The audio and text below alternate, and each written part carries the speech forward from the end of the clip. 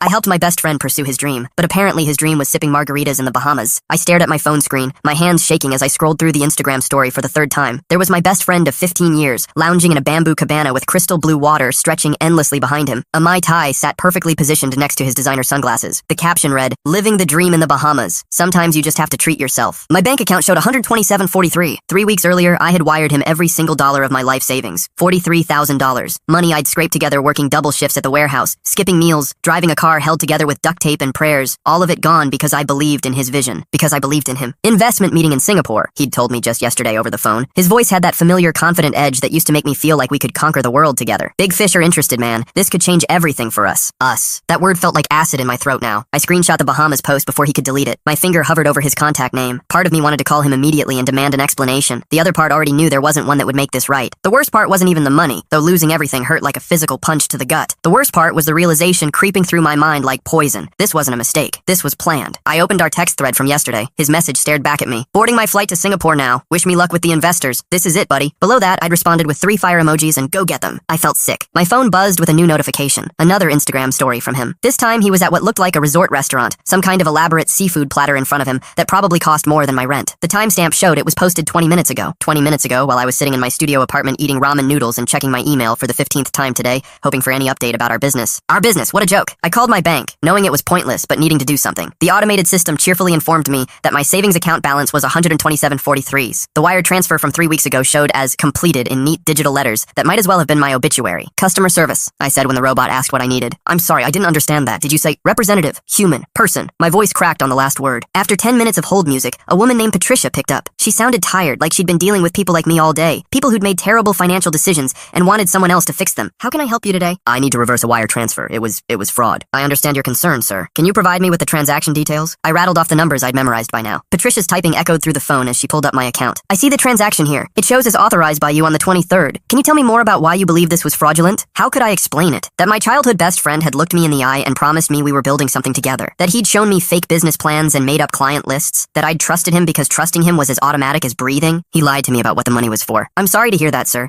but if you authorized the transfer yourself and it wasn't done through identity theft or unauthorized access to your account, so there's nothing you can do. You could file a police report if you believe a crime was committed. We'd need official documentation to investigate further." I hung up before she could finish explaining the process. Police report. Like I was some random victim instead of someone who'd been systematically manipulated by the person I trusted most in the world. My laptop sat open on my tiny kitchen table, still showing the business plan he'd sent me 6 weeks ago. "Revolutionary social media management platform," the header read. "Projected revenue, $2.3 million in year 1. I'd believed every word. The plan looked so professional, with charts and graphs and market analysis that seemed legitimate to my untrained eye. He'd even included testimonials from supposed beta users. Real-sounding names with real-sounding companies giving glowing reviews about how the platform had transformed their online presence. All fake, it had to be. I opened a new browser tab and searched for Core Connect Media Solutions, the company name he'd chosen for our venture. Nothing came up except a generic website with stock photos and lorem ipsum text hidden behind fancy design elements. The kind of site you could build in an afternoon if you knew what you were doing. He'd always been good with computers. Another Instagram notification. This time it wasn't from him. It was from someone I didn't recognize. An account with no profile picture and a username that was just random letters and numbers. "Hey, I saw you're connected to Bryce. Are you one of his investors?" My blood went cold. Bryce, that was his name. The friend who was currently living it up in the Bahamas with my life savings. I clicked on the message thread. The account had been created yesterday. "Who is this?" I typed back. The response came within minutes. "Someone who works for him." Well, worked. Past tense as of this morning. "We need to talk." My hands were shaking again as I typed. "About what?" "About how he's been doing this to everyone. You're not the first. You won't be the last unless someone stops him." 3 dots appeared, then disappeared, then appeared again. "Finally, I have documentation. Emails, financial records, recorded conversations, but I need to know you're serious about exposing him before I risk everything." I stared at the message for a long time. Outside my window, traffic hummed by in the evening darkness. Normal people going about their normal lives, probably not wondering if their best friend had just destroyed their future with a smile and a handshake. "I'm serious," I typed. "Tell me everything." The response was immediate. "Not over Instagram, too risky. There's a coffee shop called The Daily Grind on 5th Street. Tomorrow, 2 p.m. Come alone and bring whatever documentation you have about your investment. Trust me, you're going to want to see what I have to show you." I screenshotted everything before the conversation could disappear. Then I sat back in my chair and tried to process what was happening. 24 hours ago, I thought I was a successful businessman about to hit it big with my best friend. Now I was apparently the latest victim in some kind of elaborate scheme, about to meet a mysterious whistleblower in a coffee shop, like something out of a thriller movie. My phone buzzed one more time. Another Instagram story from the Bahamas. This time Bryce was at what looked like a spa, getting some kind of massage treatment. He looked completely relaxed, like he didn't have a care in the world, like he hadn't just ruined mine. I couldn't sleep that night. Every time I closed my eyes, I saw Bryce's face from 15 years ago when we were 12, sitting in his treehouse planning our escape from Millfield. Back then, our biggest worry was whether Mrs. Peterson would catch us stealing apples from her orchard.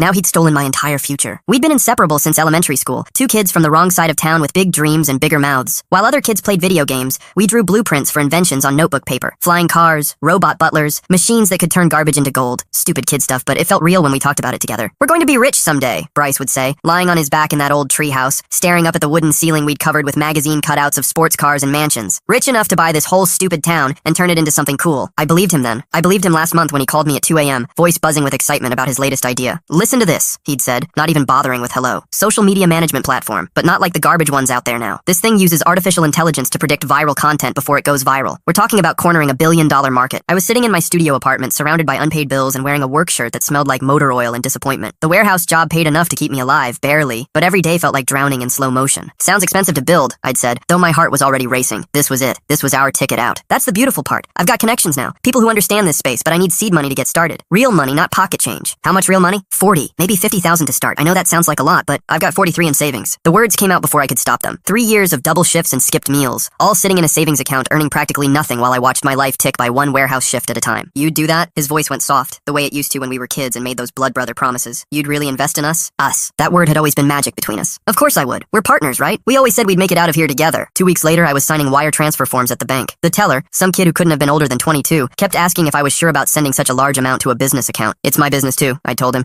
feeling proud and terrified and hopeful all at once. Bryce had seemed different during those 2 weeks, more polished somehow. He showed up to our planning meetings wearing expensive-looking clothes and carrying a laptop that probably cost more than my car. When I asked about it, he laughed it off. Fake it till you make it, right? Investors want to see success, not some guy in a warehouse uniform. That should have been my first warning sign, but I was too caught up in the dream to notice. We'd spent hours in coffee shops, sketching out business plans and talking about hiring strategies. He had answers for everything. Market research, competitor analysis, revenue projections that made my head spin with possibilities. It all sounded so professional coming from him. The beauty of this business model, he'd explained one afternoon, spreading papers across the table like a general planning a campaign, is that we're not just selling a service. We're selling the future of digital marketing. Companies will pay premium prices because we'll be the only ones who can guarantee viral content. I'd nodded along, trying to understand half of what he was saying. Technology had never been my strong suit, but Bryce had always been the smart one, the one who figured out how to hack the school computers in 8th grade just for fun, the one who built a working robot for the science fair while I was still struggling with basic algebra. What about the technical side? I'd asked. Building the platform, the AI stuff? Already handled. I've got a team lined up. Developers, designers, data scientists. Real pros, not some college kids working for pizza money. He'd show me profiles on his laptop, professional headshots, impressive resumes, glowing testimonials. It all looked legitimate to me, though I realize now I wouldn't have known fake credentials if they'd been written in crayon. The day I wired the money, Bryce took me out to celebrate. We went to the nicest restaurant in town, the kind of place where they brought you warm bread and the waiters wore actual ties. He ordered a bottle of wine that cost more than I made in a day. To us, he'd said, raising his glass. To finally getting out of this place. To the future, I'd replied, clinking my glass against his. He'd paid for dinner with a credit card that looked sleek and black,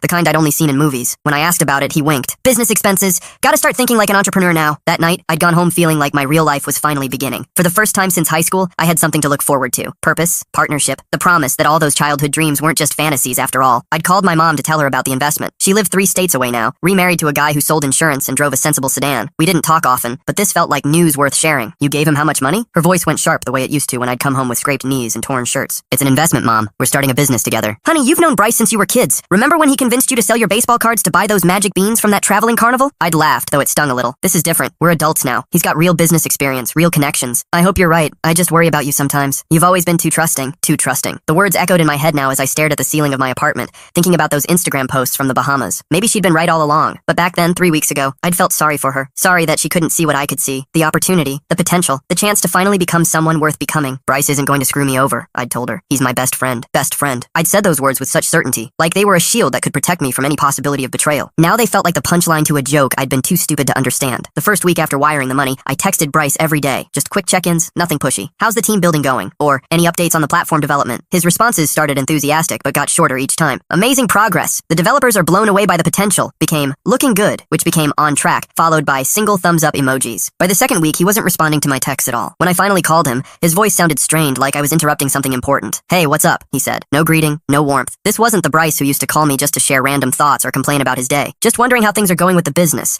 Haven't heard from you in a few days. Everything's fine. These things take time, you know? Rome wasn't built in a day. There was background noise on his end. Music, maybe voices. It sounded like a party, not a development meeting. Where are you right now? Networking event. You wouldn't understand the technical side anyway. The words hit like a slap. Since when did Bryce talk to me like I was stupid? We'd grown up together, shared everything, and now suddenly I couldn't understand basic business concepts. I'm a partner in this company, I said, trying to keep my voice steady. I think I deserve to know what's happening with my investment. Your investment? He laughed, but it wasn't the warm laugh I remembered from our childhood. This one had an edge, like he was amused by something I didn't get. Dude, you're not a partner. You're an investor. There's a difference. The call ended before I could respond. That night, I couldn't concentrate on anything. I kept replaying the conversation, trying to figure out what had changed. 2 weeks ago, we were equals, planning our escape from small-town life. We'd talked about sharing an office, maybe getting matching business cards. Now I was just some guy who'd given him money. I texted him an apology, even though I wasn't sure what I was apologizing for. Sorry if I came across as pushy, just excited about our project. No response. The third week, my rent was due. I'd been living paycheck to paycheck for so long that wiping out my savings left me with nothing to fall back on. My landlord, Mrs. Patterson, had always been understanding about late payments, but this time I had to borrow money from my coworker, Jerome, just to keep my apartment. You sure this business thing is legit? Jerome asked as he handed me $300 in cash. He was a good guy, mid-50s, been working at the warehouse longer than I'd been alive. Because you look like you haven't slept in days. He wasn't wrong. I'd been lying awake every night, staring at the ceiling and trying to convince myself that everything was normal, that startups took time, that Bryce was just busy. It's legit, I said, though my voice sounded hollow even to me. Just waiting for things to get moving. Jerome studied my face for a moment. My brother-in-law got mixed up in one of those pyramid schemes a few years back. Lost everything. Started the same way. Big promises, fancy presentations, then radio silence when it came time to show results. This isn't a pyramid scheme, I said quickly. It's a real business. Software development. But Jerome's words stuck with me. Big promises, fancy presentations, radio silence. It sounded uncomfortably familiar. When I tried calling Bryce to ask about timeline for returns, his phone went straight to voicemail. The outgoing message was new. You've reached the CEO of Core Connect Media Solutions. Please leave a detailed message and I'll get back to you within 48 hours. CEO. Not co-founder, not partner. CEO. I left 3 messages that week. He didn't return any of them. My financial situation was getting desperate. My credit card was maxed out from covering expenses I used to pay with cash. The grocery bill, gas money, the co-pay for a doctor's visit when I got sick. Everything that used to come from my checking account now went on plastic. The interest was already starting to compound. I had to pick up extra shifts at the warehouse, which meant even less sleep and more exhaustion. My supervisor, Randy, pulled me aside after I nearly dropped a forklift load. You doing okay? He asked. You seem distracted lately. How could I explain it? That I'd given my best friend everything I had and now he was treating me like a stranger? That I was one missed paycheck away from losing my apartment? Just some personal stuff, I said. I'll be fine. But I wasn't fine. I was scared, angry, and starting to feel like an idiot for trusting someone so completely. By week 4, I was desperate enough to show up at his apartment. The building was nicer than I remembered, with a doorman and everything. When I asked for Bryce's apartment, the doorman looked confused. Mr. Bryce moved out about 2 weeks ago, he said. Didn't leave a forwarding address. My stomach dropped. Moved out? Where did he go? Sorry, I can't give out that information, but he seemed to be in a hurry. Movers came on a Tuesday morning, had everything out by noon. I stood on the sidewalk outside his building feeling completely lost. My best friend had taken my money, changed his phone message, moved apartments without telling me, and was apparently too busy being a CEO to return my calls. That's when I started really paying attention to his social media. The posts had been there all along, but I'd been too trusting to really analyze them. Pictures from expensive restaurants with captions like client dinner, closing deals, photos of him in designer clothes with hashtags about entrepreneur life and building the future. But now I looked closer. The restaurant in Tuesday's post had a Michelin star. The jacket he was wearing in Wednesday's selfie was from a brand I'd only seen in magazines. Thursday brought gym selfies from some high-end fitness center that probably cost more per month than I made in a week. Then came Friday's bombshell. Photos of his new car, a BMW that definitely wasn't in his budget a month ago. The caption read, "Nothing says success like upgrading your ride. Hard work pays off. Entrepreneur life. Trach blessed." Each post had dozens of comments from people I didn't recognize,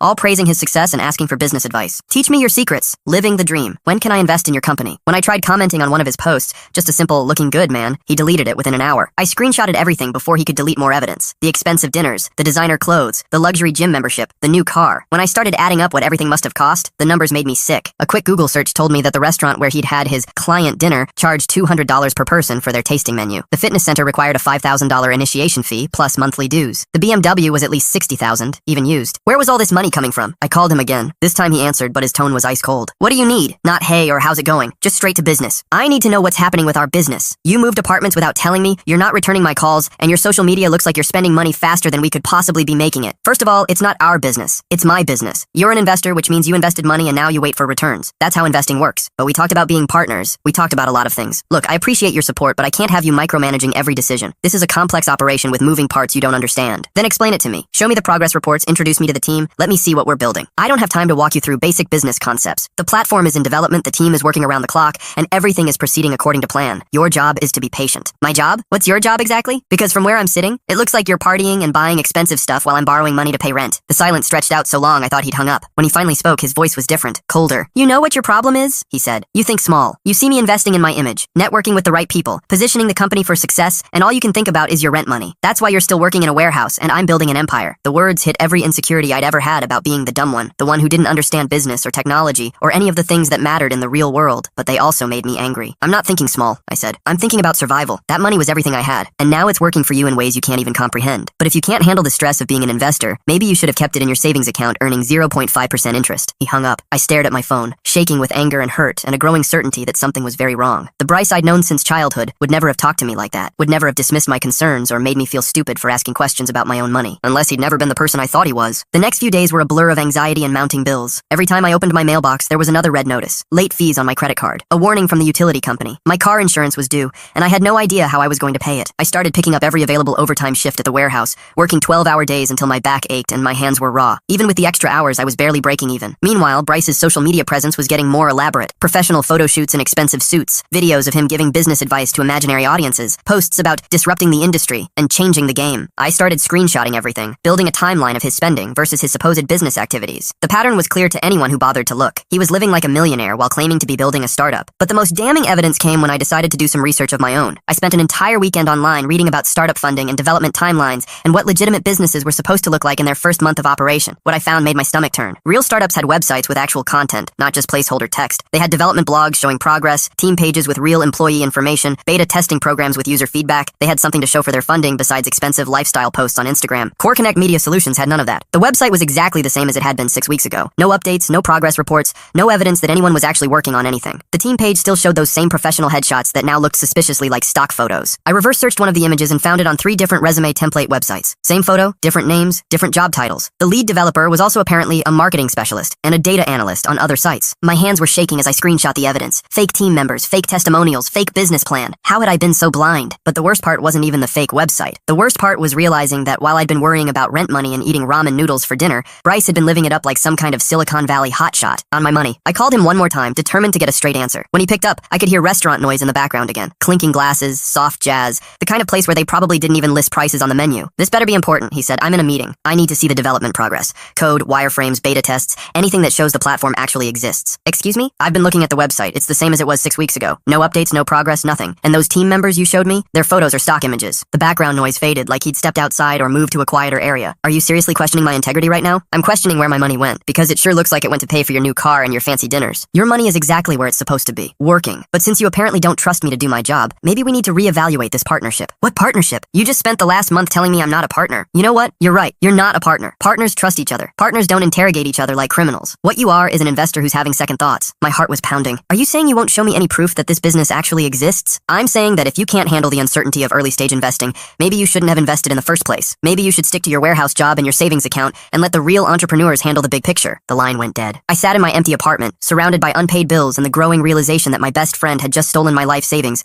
and was somehow making me feel like the bad guy for asking about it. But I wasn't crazy. Something was wrong here. Very wrong. And I was going to prove it. I couldn't sleep that night after the final phone call with Bryce. Every time I closed my eyes, I saw his Instagram posts flashing like neon signs. The BMW, the expensive restaurants, the designer clothes, all purchased while I was borrowing money for rent. At 3 a.m., I gave up on sleep and opened my laptop. If Bryce wanted to play games, I'd play them better. I started with his social media, but this time I wasn't just looking at the pretty pictures. I was building a timeline. I went back through 2 months of posts, screenshotting everything and noting dates. The pattern was obvious once I laid it out chronologically. The expensive lifestyle had started exactly 1 week after I'd wired him the money. Before that, his posts were normal. Pizza with friends, his old beat-up Honda, selfies and clothes I recognized from high school. Then suddenly designer everything. I opened a spreadsheet and started tracking expenses. Conservative estimates put his spending at over $30,000 in 6 weeks. The BMW alone was probably that much, even if he'd gotten a deal. But I needed more than Instagram posts. I needed real evidence. I remembered Bryce mentioning the name of the office space he'd supposedly rented for the company. We work downtown, he'd said. 24th floor, corner office with a view of the river. When I called their main number, the receptionist was helpful. CoreConnect Media Solutions, let me check our directory. A pause. I'm sorry, I don't see any company by that name in our system. Are you sure about the spelling? I tried variations. CoreConnect Media. Nothing. Is it possible they're using a different business name? I asked. All our tenants are required to register their official business names with us. If they're not in the system, they're not renting space here. Strike one. Next, I called the business registration office for our state. If CoreConnect was a real company, it would have to be registered somewhere. CoreConnect Media Solutions, the clerk repeated back to me. Let me search our database. More typing. I'm not finding anything under that name. When was the business incorporated? About 2 months ago. Nothing recent under that name or any similar variations. Are you sure about the business name and state of incorporation? Strike two. I was starting to see the shape of something ugly, but I needed to be absolutely certain. I spent the next day making more calls. The supposed lead developer whose photo was on the website? When I tracked down the original stock photo, it led to a modeling agency. The same guy was apparently also a construction foreman and a financial advisor on other stock photo sites. The testimonials from supposed beta testers? I plugged some of the quotes into Google and found them scattered across random business websites, word for word. Someone had copy-pasted fake reviews from other companies. Every single thing about CoreConnect Media Solutions was fabricated. But the real breakthrough came when I decided to dig into Bryce's background. If he was running a scam, maybe there were warning signs I'd missed. I started with basic searches, social media accounts I didn't know about, professional profiles, anything that might give me insight into what he'd been doing before our business partnership. That's when I found his LinkedIn profile. It was polished, professional, and completely different from the version he'd shown me 2 months ago. This one listed him as CEO of CoreConnect Media Solutions with 3 years of experience. 3 years. But CoreConnect supposedly started 2 months ago. More interesting were his previous jobs. According to LinkedIn, he'd been a growth consultant at something called Digital Synergy Partners for the past year. Before that, strategic advisor at Next Gen Marketing Solutions. I'd never heard him mention either company. When I searched searched for digital synergy partners,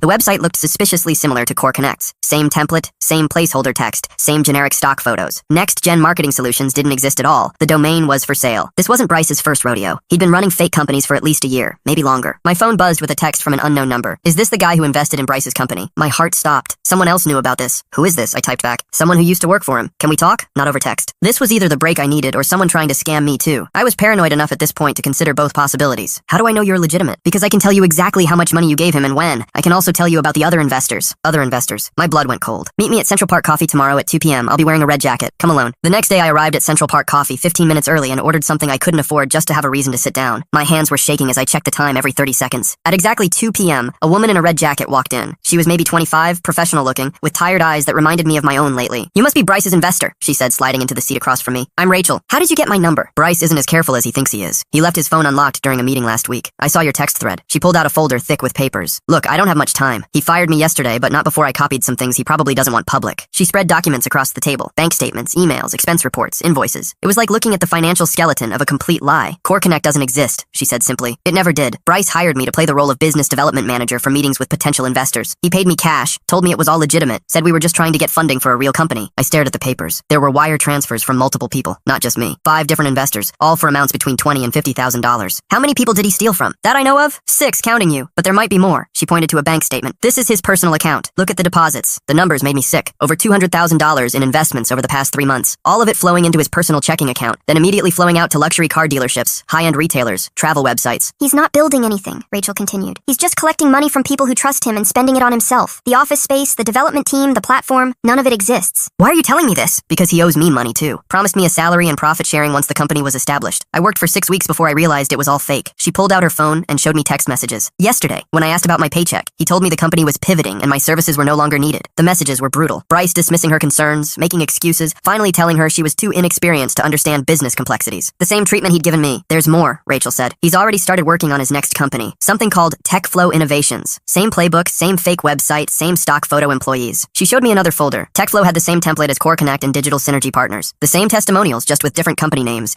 Even some of the same employee photos. He's systematic about it, she explained. Run a fake company for a few months, collect as much money as possible, then shut it down and start a new one. He's done this at least 3 times that I can prove. I thought about all the other investors on those bank statements. People like me who'd trusted someone they shouldn't have. People who were probably lying awake at night wondering what had happened to their money. Do any of the other investors know? I don't think so. He keeps everyone isolated. Tells each person they're his only investor, or at least his primary partner. She pulled out another document. This is his standard investment pitch. Look familiar? It was almost word for word what he'd told me. The revolutionary platform, the AI-powered predictions, the billion-dollar market opportunity. Even the revenue projections were identical. He gave the same exact presentation to everyone, with minor variations. He told one guy it was a social media platform, another that it was e-commerce optimization, someone else that it was marketing automation. But the core pitch was always the same. Give me money now, get rich later. I felt like an idiot. All those hours we'd spent planning our future together, and he'd been reading from a script. What are you going to do with all this? I asked, gesturing at the documents. I'm going to the police, and probably a lawyer, but I wanted to warn the other investors first. She slid a piece of paper across the table. These are their contact details. Bryce kept a spreadsheet with everyone's information. Looking at the names and numbers, I realized how small my loss was compared to some of these people. One person had invested $70,000. Another had put in $120,000. Why haven't they come forward? Same reason you probably didn't until now. Embarrassment. Hope that maybe they were wrong. Bryce is good at making people feel stupid for questioning him. Rachel checked her watch. I have to go. I'm meeting with the other investors this afternoon. She packed up her documents, then paused. For what it's worth, you seem like a decent person. Don't let him make you feel like this is your fault. He's a professional. This is what he does. After she left, I sat in the coffee shop for another hour, trying to process everything. Bryce wasn't just a friend who'd made bad decisions with my money. He was a career criminal who'd systematically stolen from multiple people. And apparently I was just his latest victim. But now I had proof. Real documented evidence of fraud, forgery, and theft. Bank statements, emails, witness testimony,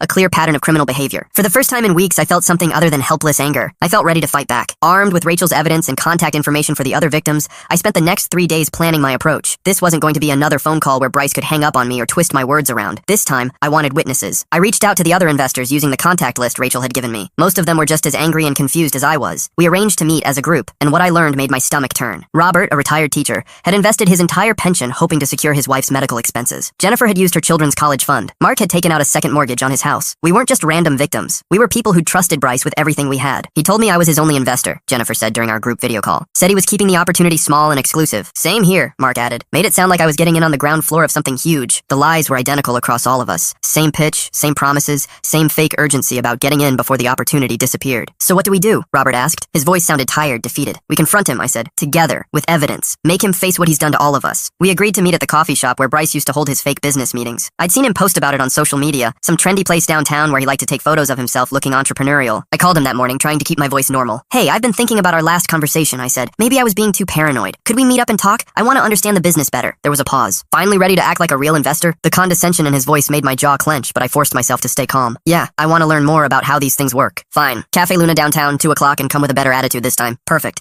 That was exactly where we planned to meet. I arrived early with Robert and Jennifer. Mark was running late, but promised to be there. We sat at a table in the back corner where we could see the entire cafe. At exactly 2 o'clock, Bryce walked in wearing an expensive suit I'd never seen before. He looked around the cafe like he owned the place, then spotted me and walked over with that familiar, confident smile. There's my business partner, he said loudly enough for other tables to hear. Ready to learn how the big leagues work? Actually, I said, I brought some people I'd like you to meet. His smile faltered when he noticed Robert and Jennifer sitting at the table. Who are these people? Fellow investors in Core Connect Media Solutions, I said. You remember Robert, right? The man whose pension you took? And Jennifer, whose kid's college fund you spent on your BMW? The color drained from Bryce's face. He looked around the cafe, suddenly aware that other people might be listening. I don't know what kind of game you're playing, he said quietly, but this isn't appropriate. You're right, I said, pulling out my phone. Let's talk about what's appropriate. I started reading from the bank statements Rachel had given me. March 15th, deposit of $43,000 from my account. Same day, withdrawal of $8,000 for luxury car down payment. March 20th, deposit of $57,000 from Robert's pension fund. Same day, $5,000 spent at designer clothing stores. Stop, Bryce said, looking around nervously. People can hear you. Good, Jennifer said, speaking for the first time. Let them hear. Let them know what kind of person you are. By now, Mark had arrived and was standing behind Bryce. Is this him? Mark asked. This is the guy who stole my house payment? Bryce spun around, realizing he was surrounded. I don't know who you people are, but you know exactly who we are, I interrupted. Robert Wilson, pension teacher from Millfield Elementary. Jennifer Kane, single mother of 2 from Riverside. Mark Patterson, construction worker from downtown. You have files on all of us. You researched our backgrounds before you decided how much you could steal. I pulled out more documents. Want to see your investor research notes? The ones where you wrote down that Robert was desperate for medical money and Jennifer was emotional about her kid's future? Bryce's face went white. Where did you get those? Your former employee, Rachel. You know the one you fired when she asked for her paycheck. She kept copies of everything. That's confidential business information. What business? Robert stood up, his voice shaking with anger. There is no business. There never was. You made it all up to steal our money. People at nearby tables were starting to stare. The barista behind the counter was watching our group with obvious concern. Look, Bryce said, lowering his voice and trying to regain control. I think there's been a misunderstanding. The business is real. It's just taking longer to develop than expected. These things happen in startups. Really? I said. Then explain this. I pulled out printouts of the fake business registrations, the stock photo employees, the recycled testimonials. I spread them across the table like evidence in a courtroom. Core Connect Media Solutions doesn't exist. Digital Synergy Partners didn't exist. Next Gen Marketing Solutions didn't exist. None of your companies have ever existed. Bryce stared at the papers, his mouth opening and closing without sound. And here's the best part, I continued. TechFlow Innovations, your new scam, already up and running with the same fake employees and the same stolen testimonials. Mark picked up one of the printouts. This guy, he said, pointing to a photo. This is supposed to be your head of development? He's a stock photo model, Jennifer added. We found his picture on 10 different websites. Bryce looked around the cafe desperately like he was searching for an escape route. You don't understand how complex this industry is. The development process, the regulatory requirements. Stop lying, I said. We have your bank statements. Every penny we gave you went straight to your personal expenses. Cars, clothes, restaurants, vacations. You didn't spend a single dollar on business development. And the Bahamas trip? Robert asked. While you were telling me my pension was being invested in cutting-edge technology, you were getting massages on a beach. For the first time since I'd known him, Bryce looked genuinely scared. He glanced around the cafe again, then back at our table full of evidence. Fine, he said finally. You want to play hardball? Go ahead. Sue me. See what happens. The same words he'd used on me weeks ago, but this time I was ready for them. We don't need to sue you, I said. We already called the police. His eyes went wide. You what? Fraud investigation unit. They're very interested in your pattern of fake businesses and stolen investor money. Oh, and the IRS. Turns out you haven't been paying taxes on any of the money you stole. You can't. He was stammering now, all his smooth confidence gone. Detective Williams will be here in about 10 minutes, Jennifer said, checking her watch. Rachel is meeting him here with all the financial evidence. As if on cue, the cafe door opened and Rachel walked in, followed by a man in a plain suit who was obviously a police officer. Bryce saw them and panic flashed across his face. He started backing away from our table. This is harassment, he said, his voice getting louder. I'm a legitimate businessman. These people are trying to extort money from me. Several customers were openly staring now. The detective approached our table and showed his badge. Mr. Bryce, I'm Detective Williams. I'd like to ask you some questions about Core Connect Media Solutions. I want a lawyer, Bryce said immediately. That's your right, the detective said calmly. But I think you should know, we've been investigating reports of investment fraud, and your name has come up multiple times. Bryce looked around the cafe one more time. Every eye in the place was on him. His expensive suit, his confident smile, his entrepreneur persona, all of it crumbling in real time. You're all making a huge mistake, he said, but his voice was shaking. When my lawyers get involved. Your lawyers? I interrupted. The ones you're going to pay with stolen money? Detective Williams stepped forward. Sir, I'm going to need you to come with me for questioning. As they led Bryce toward the door, he turned back to look at our table. For just a moment, the mask slipped completely. No more smooth talking, no more manipulation, no more fake confidence. Just a scared guy who'd been caught. This isn't over, he said, but we all knew it was. The next 6 months were a blur of legal proceedings, paperwork, and slowly rebuilding my life. Bryce was arrested that day at the cafe. The charges kept piling up. Wire fraud, money laundering, tax evasion,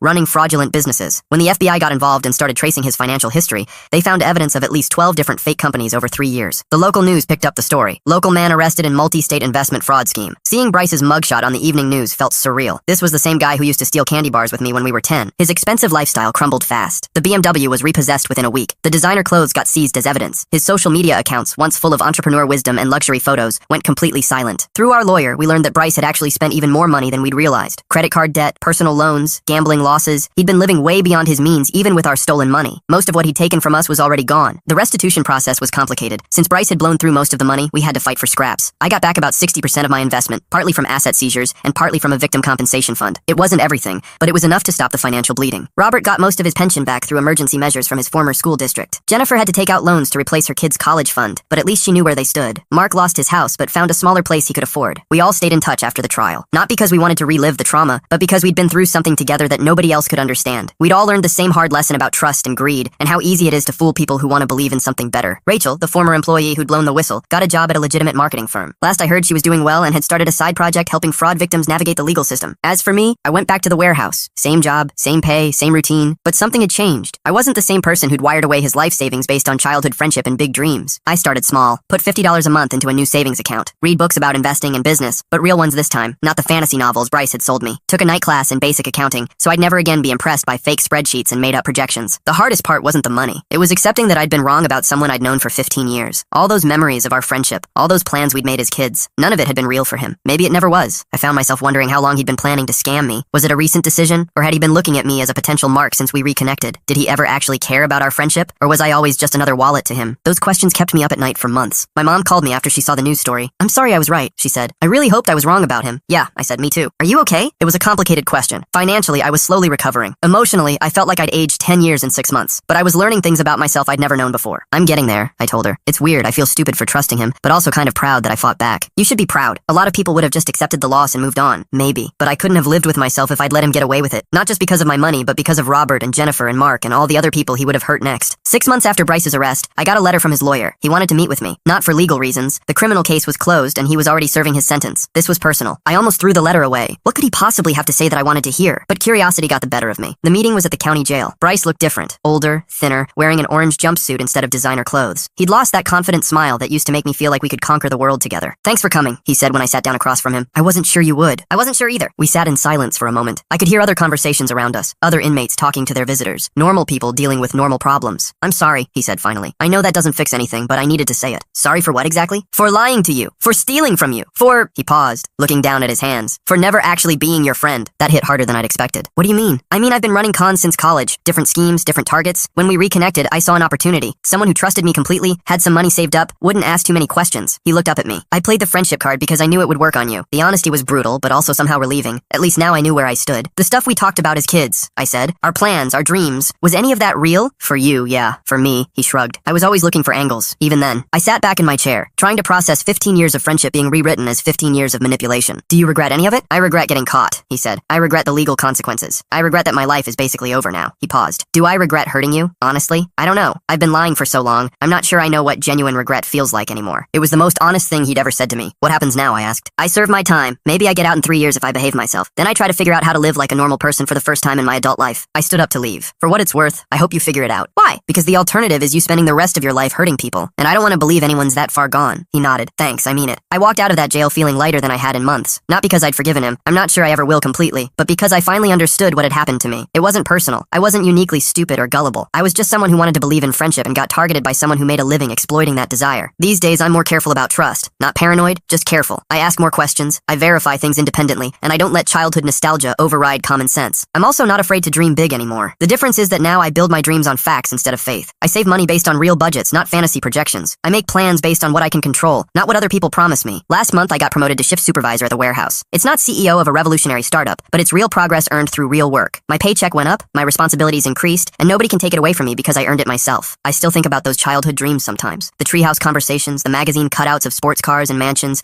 the absolute certainty that we were destined for something bigger than our small town. Maybe we were. Maybe I still am. But now I know the difference between dreaming and scheming, between hoping and being naive, between trusting someone and handing them the keys to your entire life. Trust without proof isn't faith. It's just blind hope. And blind hope, I learned the hard way, is how good people get hurt by people who stopped being good a long time ago. I'm okay with taking longer to build something real, because when I finally do make it out of this town, it'll be on my own terms, with my own work, and with people who've earned the right to be there with me. That's worth more than any amount of stolen money could ever be. Thanks for watching. Don't forget to subscribe, like, and drop your favorite part in the comments. See you in the next one.